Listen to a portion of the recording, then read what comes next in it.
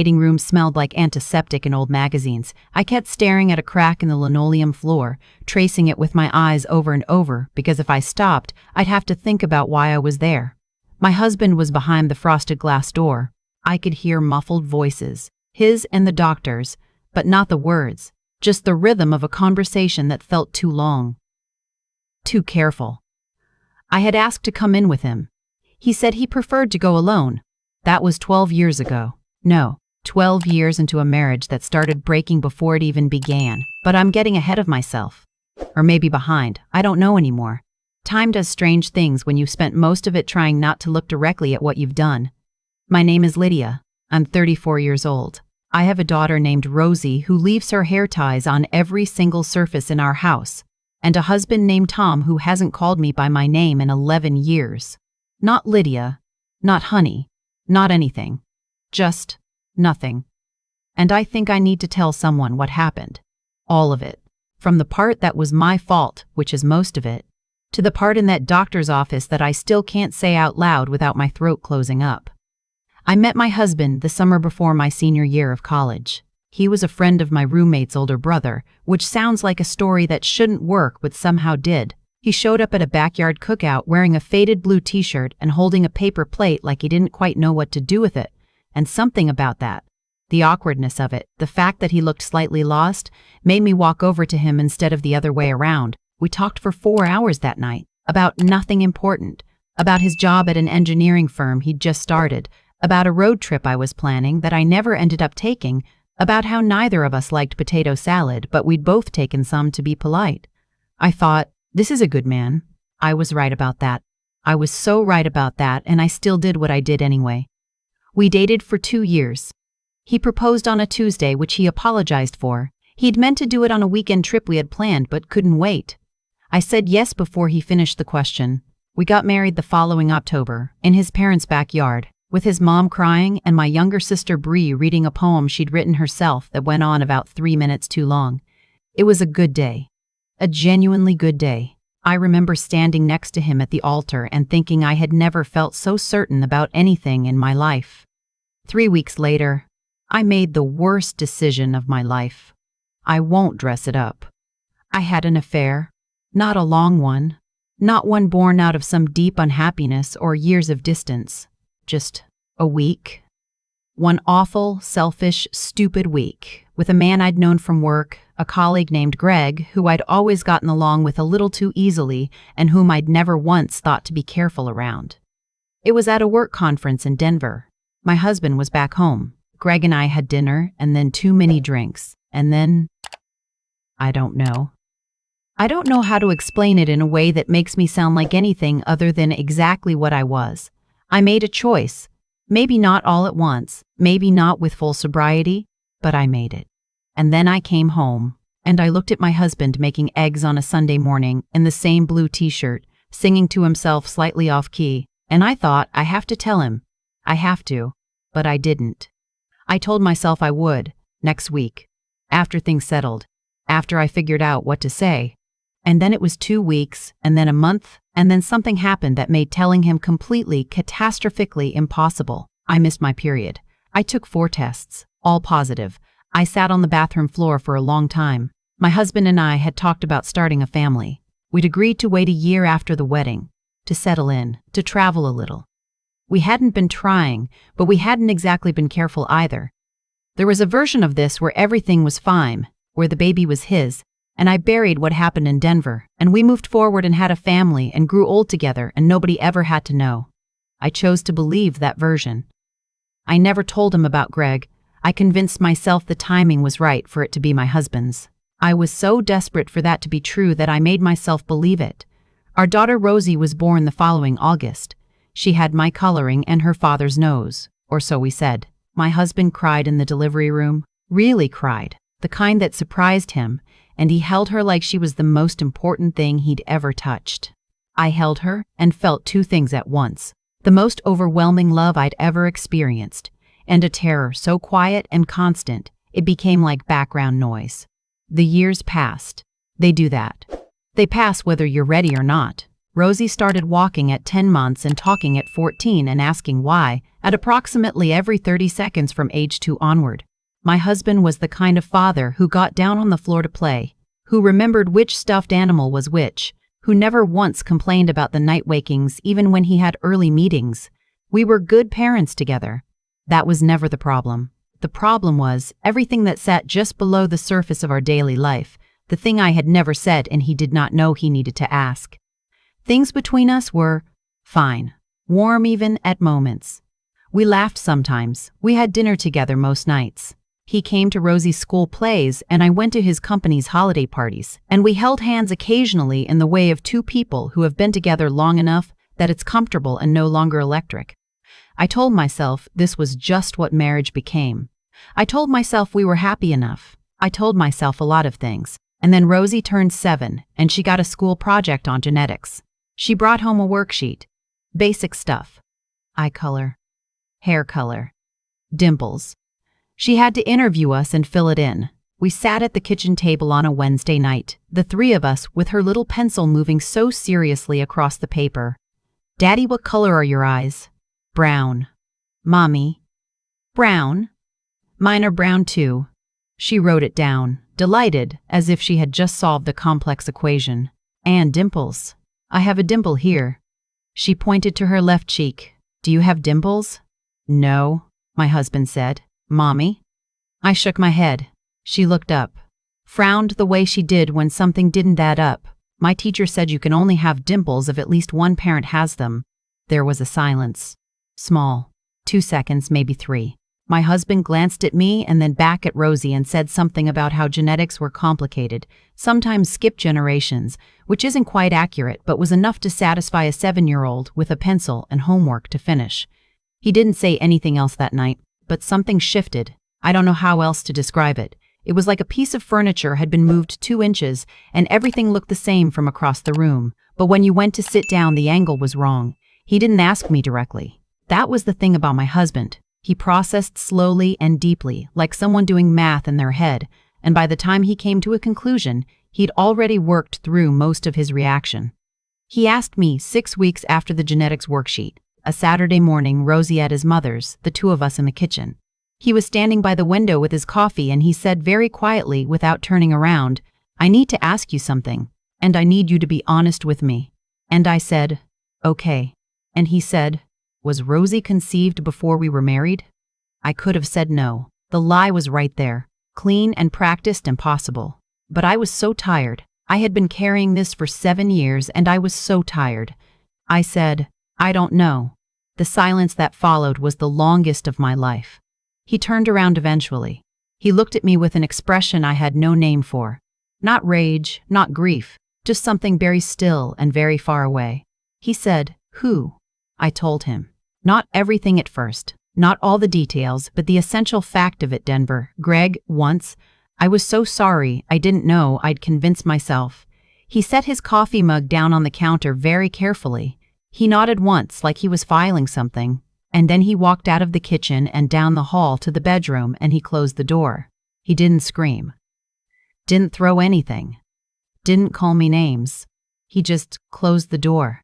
And that was when I understood that what was coming might be worse than any of those things. We never had what I would call the conversation.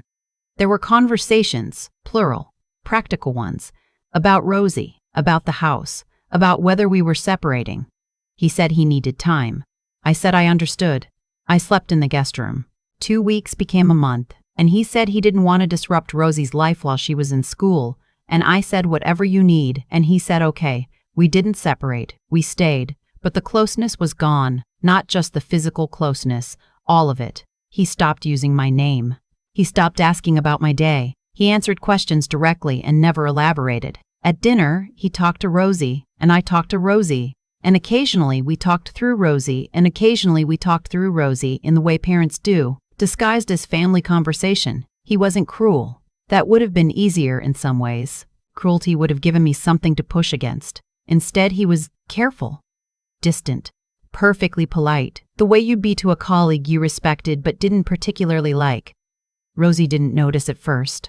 Kids that age don't notice the absence of things they never paid attention to, and she had never paid close attention to the texture of her parents' relationship. She just knew Daddy was sometimes quiet and Mommy was sometimes sad, and that on weekends they both showed up to everything she needed them to show up to. We were her parents. Whatever we were to each other, we were her parents. Whatever we were to each other, we were her parents. I clung to that. 2 years in, I asked him if he wanted a divorce. We were in the car, Rosie asleep in the back seat after a long drive home from his parents' place. It was dark.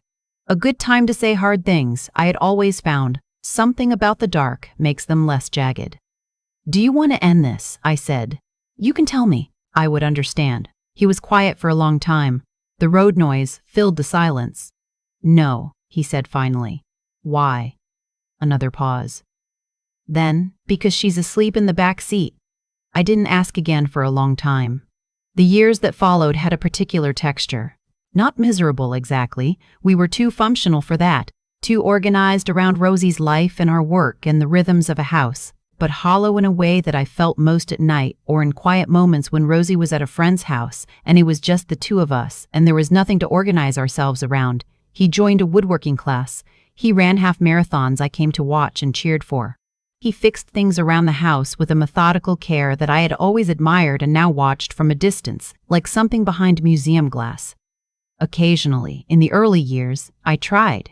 Small things, leaving his favorite coffee on the counter, asking about a project he was working on, suggesting we do something just the two of us on a weekend when Rosie was busy. He never rejected these overtures outright. He was just unaffected by them. They didn't land. Whatever channel had carried warmth between us, he turned off the signal. I started to understand that this was not temporary. I started to understand that he had made a decision. Not about divorce, but about what kind of marriage we would have. He would stay. He would be present for Rosie. He would be decent to me. But he would not open that door again, and he never explained it. No speech, no ultimatum, no clear moment where he said, "This is what I decided, and this is why." He just changed, and stayed changed, and I had no standing to complain about it, did I? I had been the one who burned the house down. He was simply refusing to live in a rebuilt version of it. I told myself I deserved it. For a long time that was enough to make me stay quiet. Rosie turned 15 and suddenly had opinions about everything, about the way I parted my hair and the shows I watched and the voice I used when I talked to her friends. She was loud and funny and exhausting and alive in the way that only teenagers are, when everything matters at full volume. She had a best friend named Tatum who was over so often she might as well have had a drawer here. She had a drama teacher she adored and a gym teacher she couldn't stand. She made honor roll and forgot to tell us for 3 days because she was busy with something else. She still had that dimple on her left cheek. I had noticed over the years that she and my husband shared certain things I couldn't account for. A way of tilting their heads when they were thinking, a dry sense of humor that appeared at the same moments. I knew those were learned things, not inherited. But I was grateful for them. They made it easier to pretend the question from the genetics worksheet had never been asked. My husband loved her. I knew that without any ambiguity. Whatever he felt about me, whatever he had closed off and locked and put away, his love for Rosie was intact and unchanged. He showed up to every school play and every debate competition and every Sunday breakfast she demanded, and he sat there in the audience or at the table with an expression I had not seen him direct at anyone else in 11 years. Open, unguarded, just there. I was grateful for that too, and ashamed of my gratitude, somehow. As if I didn't deserve to be relieved by his goodness when I was the reason it had to be so carefully rationed. It was a Tuesday in November when he came home from his annual physical looking different. Not physically different, but there was something in the way he carried himself through the door, setting his keys down slower than usual, standing in the kitchen for a moment before saying anything. "How was it?" I asked. "Fine," he said. Then he paused. "The doctor wants to do a follow-up." I asked what for. He said it was nothing urgent, just blood work results he wanted to go over in person. He said it in the flat, factual way he said most things to me, and I nodded and said okay, and that was the end of it. For 2 days I thought nothing of it. And then on the 3rd day, while Rosie was at school and I was working from home, I realized that he had not told me what the blood work was for, and that he had mentioned it to me at all, volunteered the information without being asked, was unusual enough that I couldn't stop thinking about it. I sat with that for a while. The follow-up appointment was the following Thursday. He went alone. I offered to come, have it, the same offer I made with any medical thing, and he said no thank you, the same way he always did. He came home at 4 in the afternoon. I was in the kitchen. Rosie was at drama rehearsal until 6. He sat down at the kitchen table. He didn't take off his coat, and then he did something he had not done in years. He looked at me. Not through me, not past me. At me. Directly. And I felt the breath go out of my body. They ran some extra panels, he said, in the blood work. Okay, I said. One of them was a hormone panel. He paused. The doctor, he said my testosterone levels have been low for a long time. He thinks it's been this way for probably most of my adult life. I said, what does that mean? He was quiet. Ben, he said that the levels they found are consistent with primary infertility. That it's extremely unlikely I've ever been able to father a child. The refrigerator hummed. Somewhere outside, a car went by. I understood what he was telling me. I understood it completely, all at once, like a picture coming into focus. Rosie was not his biological daughter. He had known, or suspected, for 11 years. But now there was something else in the room, because if what the doctor said was true, if he had never been able to father a child, then he had known, from the moment I told him about Denver, that Rosie could not be his. He had known with certainty what I had only allowed to remain uncertain. And he had stayed anyway. For 11 years he had stayed and raised her and loved her and never once said a word about it to me. I started crying. I don't know when exactly. It happened the way shock happens, without permission. He sat there while I cried. He didn't comfort me. But he didn't leave either. He just sat in his coat at the kitchen table and looked at the surface of it and let me fall apart. After a while he said quietly, she's my daughter. I said, I know. Nothing about that changes, he said. I said, I know, but I think… He stopped, collected something. I think I need to stop doing this. I wiped my face. I looked at him. What do you mean, this? He said. He gestured, slightly at the room, at the two of us in it, all of it. I can't do this anymore, Lydia. It was the first time he'd said my name in years. I told myself I was staying for her, and I was, at first. That was true. He looked up finally. But somewhere in the last few years, I think I started staying because I didn't know how not to. Because this, again that small gesture, became the thing I knew. And I'm 62 years old, and I'm tired. He wasn't 62, he was 51. But I understood what he meant.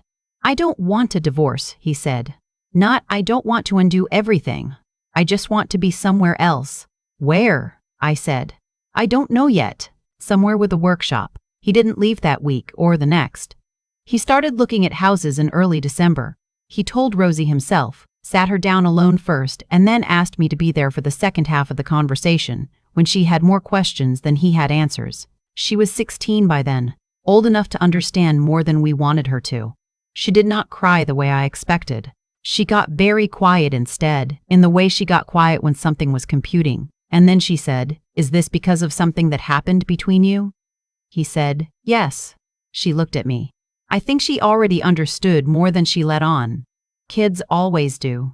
She said, were you happy? The 4? I said, yes, very. She said, then I'm sorry it didn't last. It was such a grown-up thing to say that neither of us knew what to do with it. He moved out in February into a rental house 40 minutes away with a garage he converted into a workshop almost immediately. He still came to everything. Rosie's competitions, Sunday breakfast she demanded, holidays. He texted her constantly. He was, in the most important ways, exactly the same father he had always been. He and I were easier, oddly enough. With the pretense gone, with the hollow architecture of our daily proximity finally admitted to and set aside, we could be something more honest. Not close, but honest. He called occasionally to coordinate Rosie's schedule, and sometimes the calls ran a little long, and we talked about other things too, and it wasn't warm, but it was real, which was more than we'd managed in years. One evening in spring, I asked him why he'd never told me. About the infertility, about what he'd known. He thought about it for a long time. I think I didn't tell you because saying it out loud would have made it real in a different way, he said. As long as I didn't say it, I could stay. And I needed to stay. For her, and for yourself. I said. He paused. I don't know. Maybe. Maybe I wasn't ready to find out who I was outside of this. I thought about that for weeks afterward. Rosie turned 17 in August. She got her driver's license and immediately used it to drive 40 minutes to her father's garage to watch him work on a credenza he was building from reclaimed pine, and she sent me a photo of the two of them covered in sawdust, both grinning. I stared at that photo for a long time. She has his grin. Not genetically. She can't. But she has it anyway, the way you absorb the expressions of people you love when you spend enough years in the same rooms as them. It belongs to her now, that grin. He gave it to her. I think about all the things he gave her without being owed them. His patience, his steadiness, the way he gets down on the floor to fix things, the way he remembers what matters to her, the way he shows up. I think about what I took from him by not telling the truth, and I try not to drown in that. It's something I work on. I carry what I did. I don't expect to set it down, but I have learned, slowly and imperfectly, that carrying something is not the same as being buried by it. That there is a version of going forward that doesn't require you to have been a better person than you were. Just a more honest one, from wherever you are now. My husband is building furniture 40 minutes away. My daughter is becoming a person I can't quite keep up with. And I am sitting in this house that is quieter than it used to be, figuring out what I am when I stop being defined by the worst thing I ever did. I don't have a neat answer. I'm not sure there is one. But some mornings I make coffee and stand by the window the way he used to, and I watch the light come in.